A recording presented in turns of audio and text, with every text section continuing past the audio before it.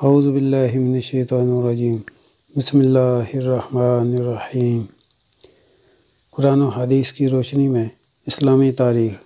مسجد نبوی کی تعمیر۔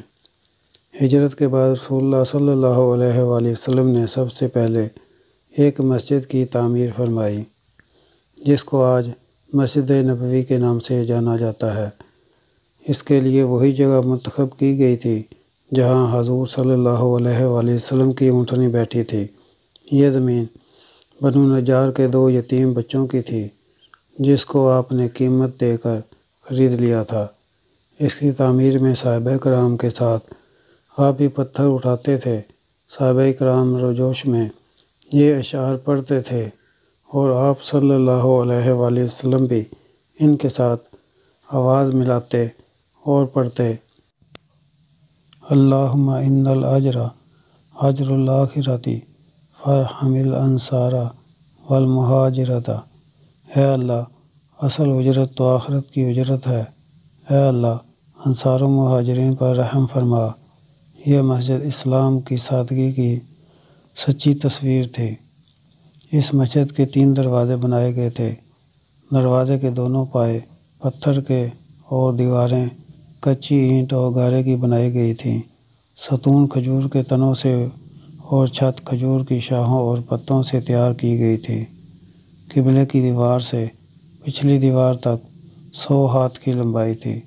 یہ مسجد صرف نماز ادا کرنے کے لیے ہی نہیں، بلکہ اسلامی تعلیم کے لیے ایک درسگاہ اور دعوت و تبلیغ اور دنیا کے سارے مسائل کو حل کرنے کے لیے ایک مرکز بھی تھا۔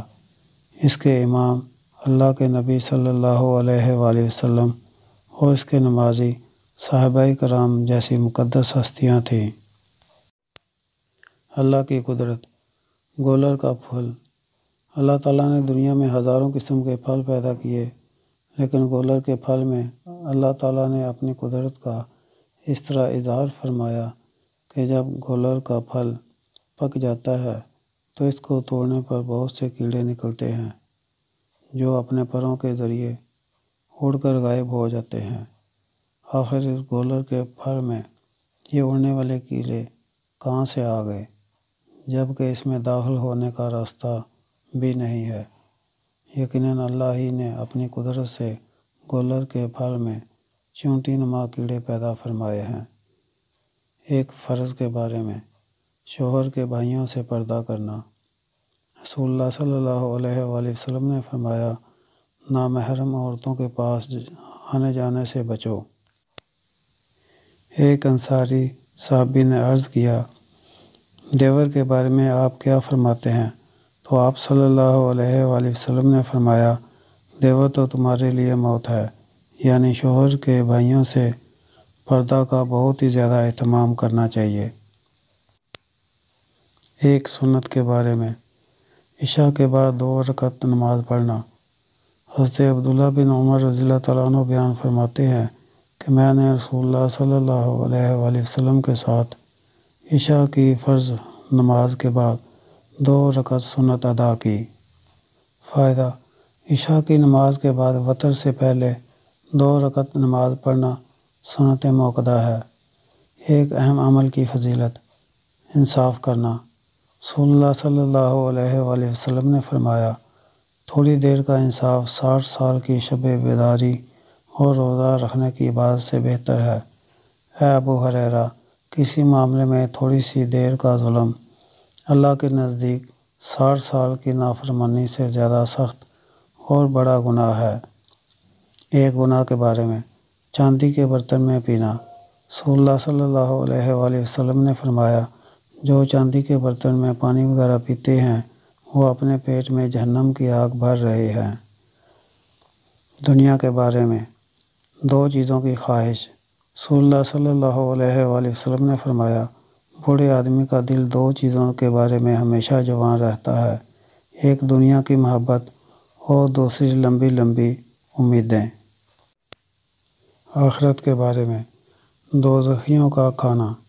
قرآن میں اللہ تعالیٰ فرماتا ہے: دوزخیوں کو کھولتے ہوئے چشمے کا پانی پلایا جائے گا اور ان کو کھانے میں کانٹے دار درخت کے علاوہ کوئی کھانا نصیب نہ ہوگا جو نہ ان کو موٹا کرے گا اور نہ بھوک دور کرے گا۔ طب نبوی سے علاج، بیماریوں کا علاج۔ حضرت انس رضی اللہ تعالیٰ عنہ کے پاس 2 شخص آئے، جن میں سے ایک نے کہا، اے ابو حمزہ، یہ حضرت انس رضی اللہ تعالیٰ عنہ کی کنیت ہے، مجھے تکلیف ہے، یعنی میں بیمار ہوں۔ تو حضرت انس رضی اللہ تعالیٰ عنہ نے فرمایا، کیا میں تم کو اس دعا سے دم نہ کروں جس سے رسول اللہ صلی اللہ علیہ وآلہ وسلم دم کیا کرتے تھے؟ اس نے کہا، جی ہاں ضرور۔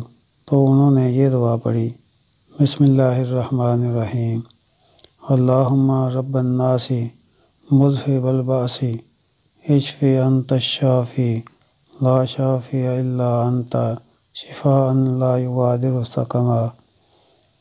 قرآن کی نصیحت۔ قرآن میں اللہ تعالیٰ فرماتا ہے، اللہ تعالیٰ کے ساتھ کسی کو شریک نہ کرو، ماں باپ کے ساتھ اچھا سلوک کرو اور تنگ دستی کے خوف سے اپنی اولاد کو قتل نہ کرو۔ ہم تم کو بھی رزق دیتے ہیں اور ان کو بھی، کھلے اور چھپے بے حیائی کے کاموں کے قریب نہ جاؤ۔ اللہ تعالیٰ ہمیں نیک اعمال کرنے کی توفیق عطا فرمائے، آمین۔